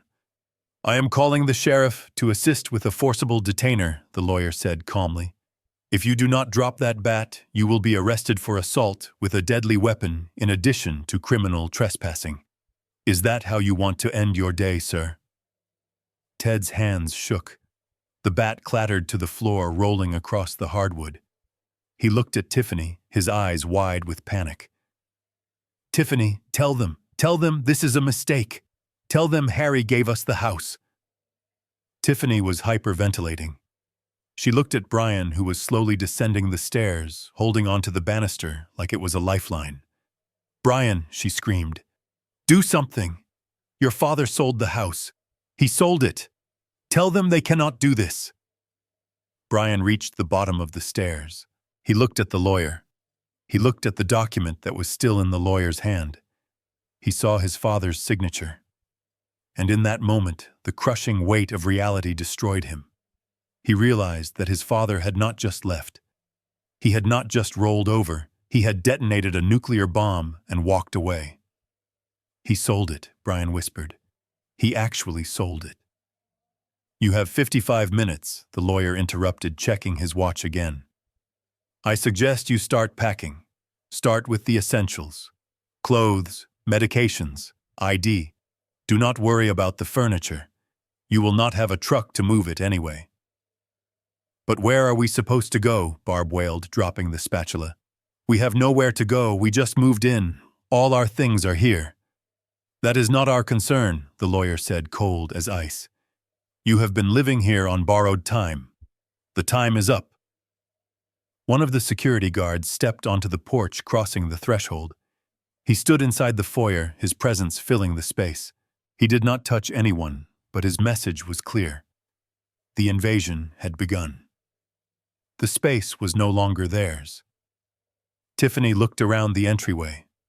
She looked at the expensive rug she had planned to replace. She looked at the walls she had planned to paint. Her dream of a free mansion inheritance and a life of leisure was dissolving into smoke. She grabbed her phone and dialed Harry's number. Her fingers were trembling so bad she almost dropped the device. Pick up, you old bastard," she hissed. The call went straight to voicemail. Harry had blocked her. She looked at Brian. "Call him," she shrieked, hitting Brian on the chest. "Call your father. Beg him. Tell him to undo this. Tell him we are sorry. Tell him anything. Just stop this." Brian shook his head, tears streaming down his face. "He cannot undo it, Tiffany. It is sold. The money is gone. The house is gone. He warned me. He told me to choose." "You chose wrong," Tiffany screamed. She looked at the security guard who was checking his watch again. 50 minutes, folks," the guard said. "I would start moving if I were you." Panic finally set in. Real, visceral panic. It was not the stress of a bad day. It was the terror of homelessness. Ted ran to the living room and tried to unhook the massive television from the wall, but his hands were shaking too much. Barb started throwing random objects into garbage bags, crying hysterically about her dignity. Tiffany just stood in the center of the hallway, screaming at everyone and no one. The neighbors were now gathered on the sidewalk, pointing and whispering. They saw the black SUVs. They saw the confrontation. They saw the humiliation. The curtain had been pulled back, and the ugly truth of the Foster household was on display for the entire world to see. There was no more pretending. There was no more retirement home. There was just a group of grifters being evicted by a faceless corporation that did not care about their tears. The lawyer stood on the porch, watching the chaos with a detached professional interest. He had done this 100 times. He knew that the denial stage was over. Now came the bargaining, then the anger, and finally the acceptance that they were leaving this house with nothing but the clothes on their backs. He checked his watch again. 45 minutes. He signaled to his men. 2 more guards entered the house and began to systematically move through the rooms, ensuring that no one locked themselves in a bathroom or tried to damage the fixtures. The occupation was over. The purge had begun. The standoff on the front porch did not last long. Ted Jenkins had spent his entire life bullying people who were weaker than him. He was used to intimidating waitresses and shouting down his wife, but he had never faced men who were paid to be dangerous. The moment the clock struck 10, the lead security officer nodded to his team. It was a subtle signal, but to the trained professionals it was a green light to clear the property. The officer stepped forward and reached for the door handle. That was when Ted made the biggest and final mistake of his miserable life. He let out a guttural roar that sounded more like a dying animal than a war cry and lunged forward. He swung the aluminum baseball bat with all the strength his flabby arms could muster, aiming directly for the head of the lead officer. It was a lethal swing. If it had connected, it would have shattered the man's skull. But it never connected. The security officer did not even flinch. He simply stepped inside the arc of the swing, moving with a speed that was terrifying to watch. In one fluid motion, the officer blocked Ted's arm with his forearm and drove his other fist into Ted's solar plexus. The sound of the air leaving Ted's lungs was audible all the way to the street. The bat clattered harmlessly onto the wooden planks of the porch. Before Ted could even gasp for breath, the officer swept his legs out from under him. Ted hit the ground hard face first, His nose crunched against the floorboards, and blood immediately began to pool around his face. "Get off me!" Ted gurgled, trying to push himself up. "I will sue you. I will kill you." He never got the chance to rise. Two other guards were on him instantly. They twisted his arms behind his back and zip-tied his wrists together with a plastic snap that sounded like a gunshot. They hoisted him up by his armpits and dragged him off the porch, throwing him onto the grass like a bag of mulch.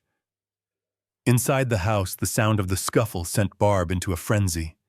She was not running to help her husband. She was running to the dining room. In the midst of the collapse of her world, her instinct was not survival, but theft. She grabbed her oversized purse and started frantically sweeping my wife's antique silverware into it. Forks, spoons, and knives clattered loudly as she shoved them deep into the bag. These were sterling silver pieces that had been in Martha's family for 3 generations. Barb did not know their history, and she did not care. She only saw pawnshop dollars. She was halfway through clearing the drawer when a security guard walked into the dining room. He watched her for a second, shaking his head in disgust. "That is grand larceny, ma'am," he said calmly. Barb screamed and threw a heavy serving spoon at him. It missed and hit the wall, leaving a dent in the plaster. "You cannot take this," she shrieked. "It is mine. It is compensation for my trauma." The guard did not argue. He simply took the bag from her hands, dumped the contents onto the table, and escorted her firmly toward the front door. She kicked and screamed, cursing his mother and his children, but he walked her out as if she were a naughty child. As the security team cleared the house, a siren wailed in the distance, growing louder by the second. I had timed this perfectly. When I spoke to the lawyer, I told him to have the local police on standby, not just for the eviction, but because I had tipped them off about a certain fugitive from Florida. 2 police cruisers screeched to a halt in front of the house lights, flashing red and blue against the morning sky. A sheriff deputy stepped out of the first car. He was a man I had known for years, a good man named Miller. He walked up the driveway past the bewildered neighbors and looked down at Ted, who was still groaning on the grass, with blood dripping from his nose. "Theodore Jenkins?" Officer Miller asked, looking at a clipboard. Ted looked up, squinting through his swollen eyes. "Who wants to know?" he spat. Officer Miller smiled, a tight, joyless smile.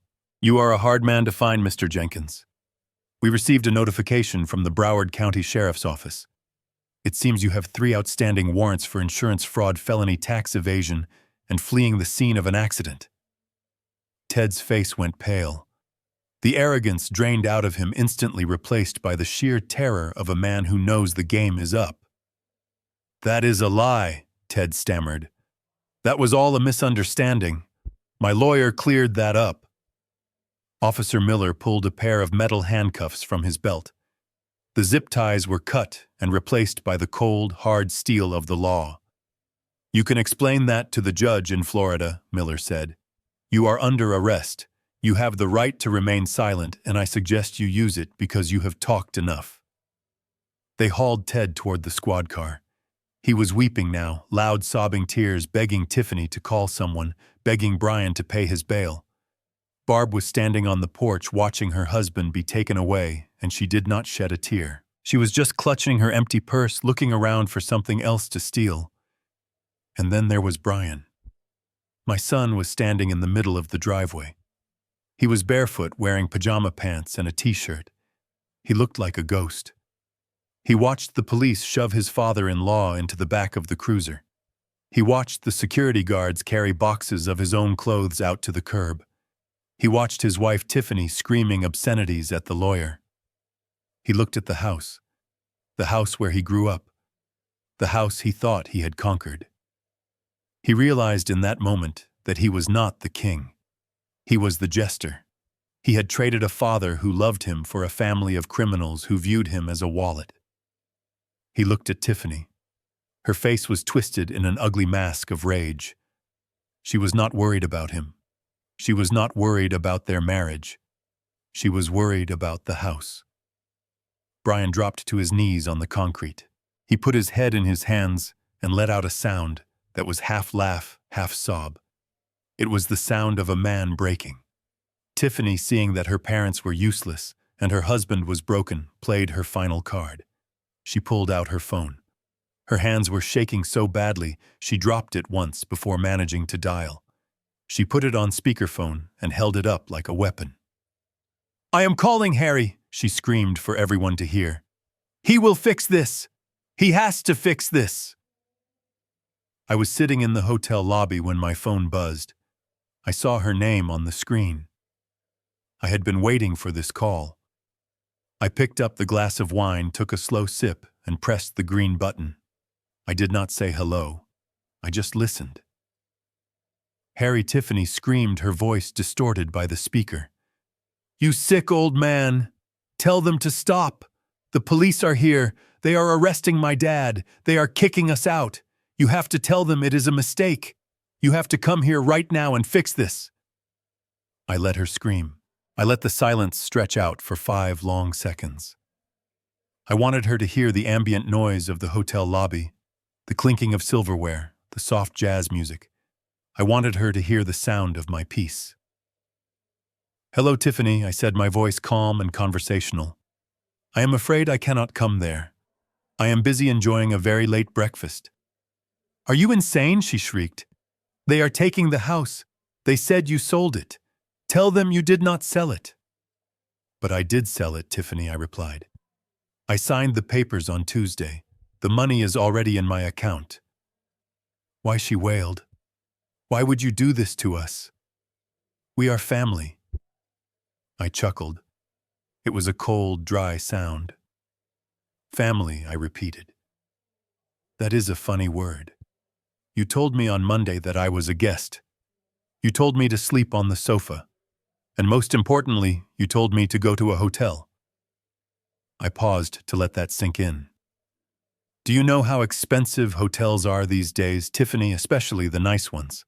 I looked at my bank account and realized I did not have enough cash to live in a hotel for the rest of my life.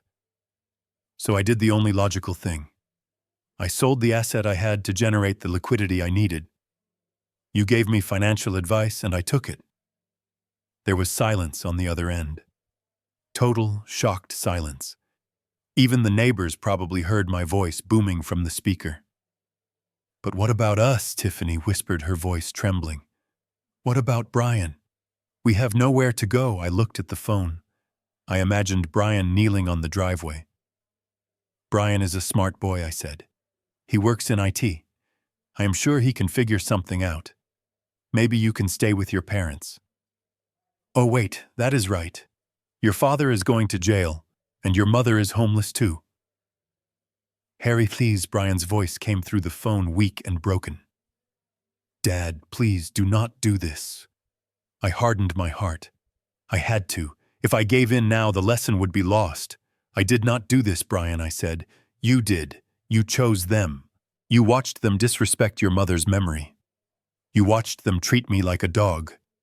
And you said nothing. You told me to leave. So I left. I am just giving you exactly what you asked for. Independence." I took another sip of wine. "Now, if you will excuse me, I have a massage scheduled in 10 minutes. I suggest you start walking. I hear the homeless shelter downtown fills up quickly on Fridays." I hung up the phone. I did not block the number this time. I wanted to see the texts. I wanted to see the missed calls. But I would never answer again. Back at the house, the lawyer signaled the guards. "Time is up," he announced. "Clear the driveway. The dumpsters are arriving in 5 minutes." Tiffany dropped the phone. It cracked on the concrete. She looked at the house one last time. The door was closed. The locks were already being changed by a locksmith who had just arrived. Her kingdom was gone. Her parents were in chains. Her husband was a broken shell, and she was standing on the sidewalk in a stained nightgown, with nothing but the bitter taste of her own medicine in her mouth. The police car drove away with Ted in the back. Barb ran after it, screaming. Brian stood up, wiped his face, and looked at Tiffany. He did not say a word. He just turned and started walking down the street, away from her, away from the house, away from the wreckage of his life. "Where are you going?" Tiffany screamed. "You cannot leave me here." Brian did not look back. He just kept walking. And for the first time in his life, he looked like a man who was finally starting to understand what it meant to stand on his own 2 feet. The chaos was complete. The house was clean. And I ordered another glass of wine. But the eviction was only the beginning of their nightmare. You see, when you sell a house to a company like Ironclad Development, you are not dealing with a family who might take pity on you. You are dealing with corporate sharks who have a legal team that costs more per hour than Brian makes in a week. 2 weeks after I settled into my temporary rental in Florida, my lawyer, Mr. Cohen, called me with an update that was honestly more satisfying than any movie I have ever watched. He told me that Ironclad had filed a civil lawsuit against Brian for property damage. Remember the hole Ted drilled into the wall? Remember the scratches the dogs left on the hardwood floors? Ironclad did not see those as wear and tear. They saw them as intentional destruction of commercial assets. They sent a team of inspectors in the moment the house was vacated. They documented every stain, every scratch, and every unauthorized modification. They even charged Brian for the removal of the trash Ted and Barb left behind. The total bill came to $62,000. And since I was no longer the owner, and Ted and Barb were indigent criminals, the liability fell squarely on the only person whose name had been on the utility bills and who had claimed residency, my son Brian. Cohen told me that Brian tried to fight it in court. He tried to argue that it was his father's house. But the judge looked at the deed transfer date and looked at the damage report date. The law was black and white. Brian was responsible for the occupants he allowed into the property. The court garnished his wages. He lost 25% of his paycheck before it even hit his bank account. And then came the divorce. This was the part that truly revealed who Tiffany was. I obtained the court transcripts because, frankly, I wanted to know exactly who I had been living with. In the divorce deposition, Tiffany tried to claim alimony. She stood there under oath and told the judge that she was accustomed to a certain standard of living and that Brian needed to maintain it. The judge, a no-nonsense woman who reminded me a bit of Martha, asked Tiffany to define that standard of living. Tiffany listed the trips, the dinners, the clothes. Then Brian's lawyer produced the financial records showing that I was the one who had paid for 90% of that lifestyle. The judge looked at Tiffany and said, "Ma'am, you are not divorcing Mr. Foster's father. You are divorcing Mr. Foster. And based on these records, Mr. Foster is broke. You are entitled to half of nothing." Tiffany apparently had a meltdown right there in the courtroom. She screamed that she had been tricked, that she had married into a wealthy family and had been defrauded. She revealed her true colors so vividly that even her own lawyer looked embarrassed. She walked away with $0 and a mountain of shared debt from the credit cards they had maxed out trying to keep up appearances. As for Ted and Barb, their loyalty to each other lasted exactly as long as it took for the police to separate them in the interrogation rooms. Barb claimed she had no idea about Ted's insurance fraud schemes in Florida. She tried to pin everything on him, saying she was just a battered wife following orders. Ted in turn told the police that Barb was the mastermind who forged the documents. They tore each other apart like rats in a barrel. Watching this from a distance, I realized something profound. These people never loved each other. They were just a coalition of parasites. They stuck together as long as there was a host to feed on.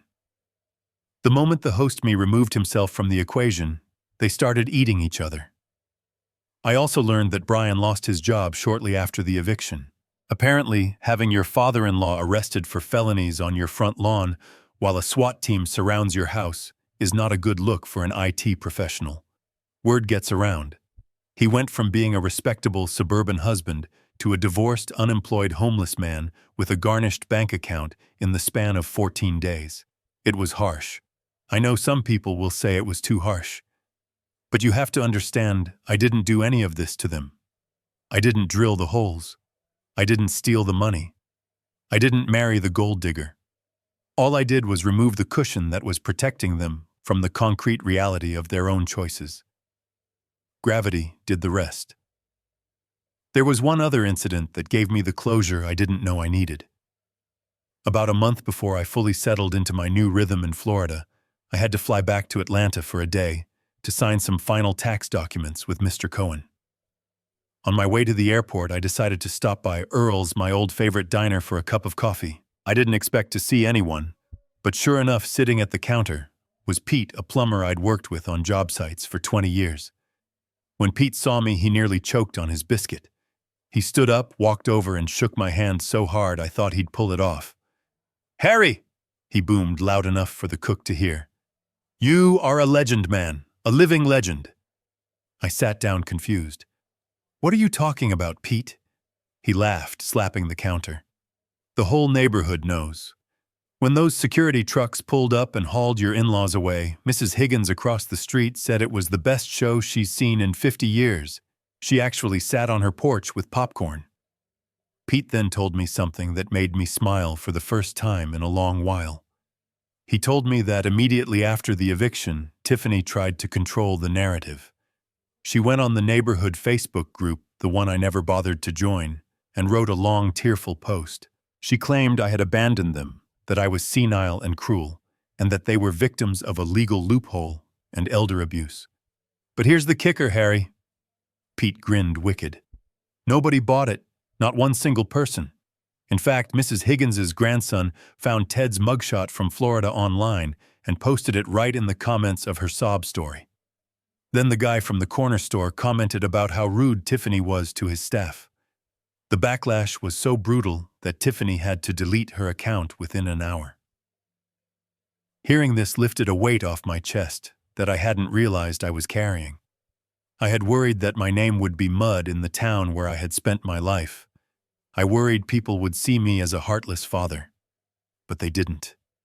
They knew who I was because of 40 years of honest work. They saw through the lies.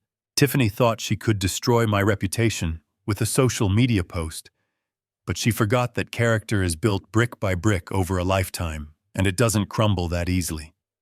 The truth has a funny way of defending itself. You don't have to shout to be heard. Sometimes you just have to let the evidence speak for itself. The sun over the Florida coast is different than the sun in Georgia. It feels warmer on my skin, less oppressive.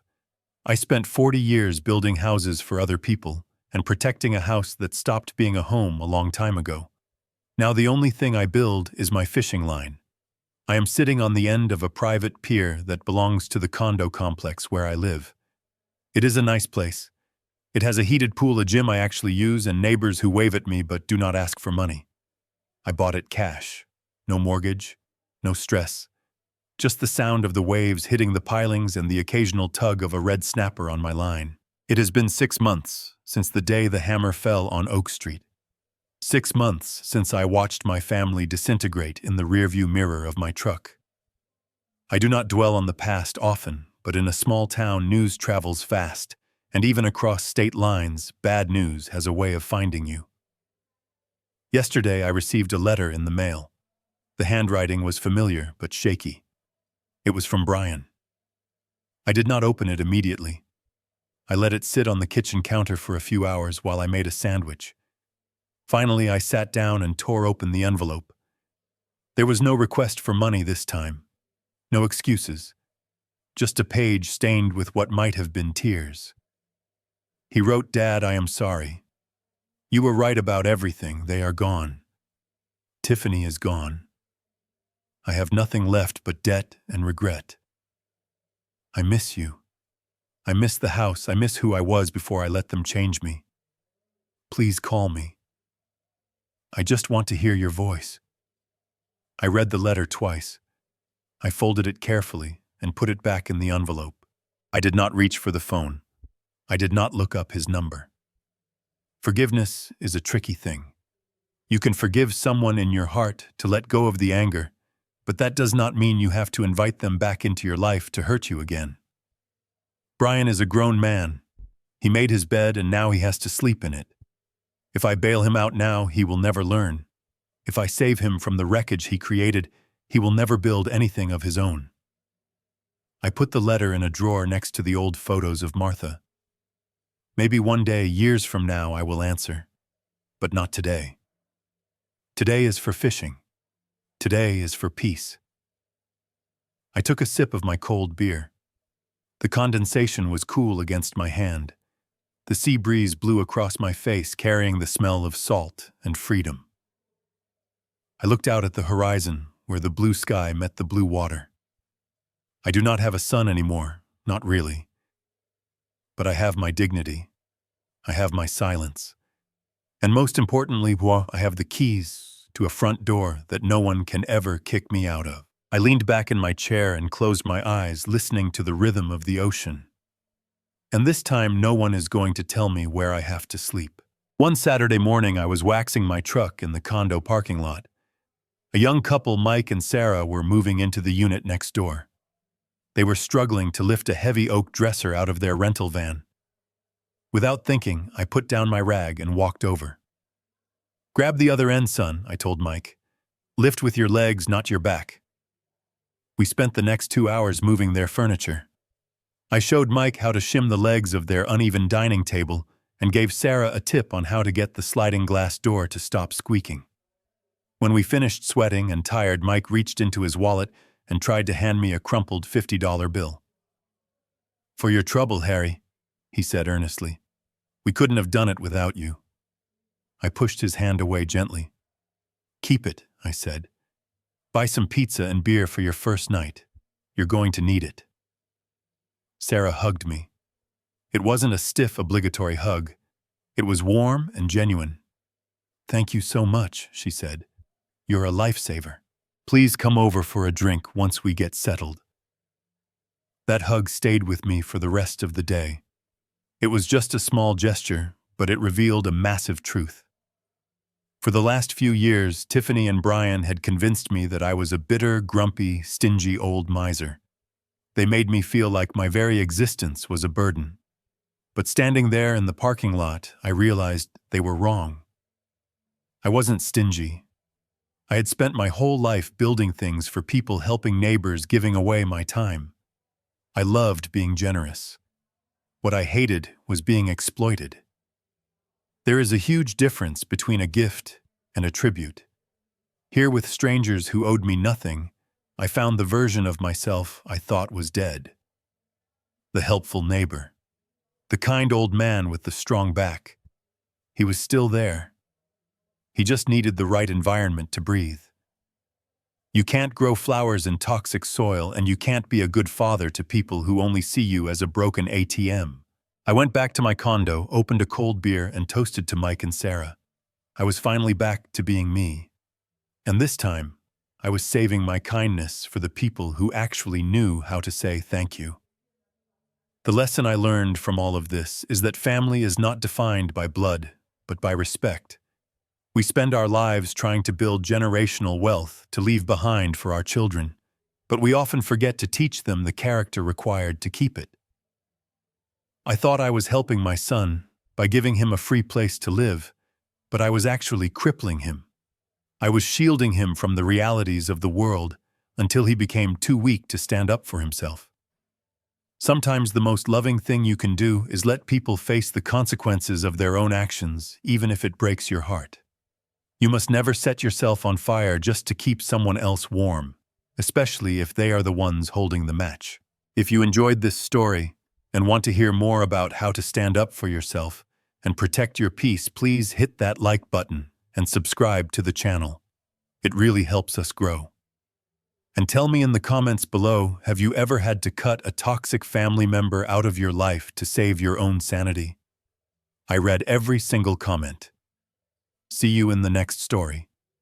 Equals.